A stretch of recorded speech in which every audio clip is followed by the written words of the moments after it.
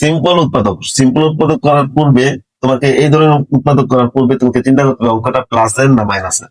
এটা তুমি কিভাবে বুঝবা? প্রত্যেকটা পদে তার বাম দিকে চিহ্ন থাকে। এক্স স্কোয়ার চিহ্ন এখানে প্লাস, 3x এর চিহ্ন প্লাস, 10 এর চিহ্ন হচ্ছে মাইনাস। তো দুই দ্বারের চিহ্ন গুণ করবো, এই এক্স স্কোয়ার চিহ্নের সাথে এই 10 এর চিহ্ন প্রথমে গুণ করতে হবে। এক্স স্কোয়ার চিহ্ন প্লাস, 10 এর চিহ্ন হচ্ছে মাইনাস। প্লাস ইন্টু মাইনাস সমান সমান মাইনাস। অঙ্কটা বিয়োগের। তারপরে এক্স স্কোয়ার সহগ হচ্ছে 1, এখানে আছে 10, 10 এর সাথে 1 গুণ করলে 10 ওকে 10। আমরা এটাকে গুণনীয়ক আকারে ভাঙবো। তো এটাকে লিখতে পারি 1 গুণন 10 লিখতে পারি, আরেকটা লিখতে পারি 2 গুণন 5 লিখতে পারি। তাহলে 1 2 5 10 এগুলো হচ্ছে 10 এর গুণনীয়ক। তাহলে এটাকে অঙ্কটা বিয়োগের ছিল, তাই এটা যদি বিয়োগ করে হয় 9 আর এটা যদি বিয়োগ করে হয় 3, যেটা বিয়োগ করে আমাদের মাঝখানের সংখ্যাটা হয়েছে।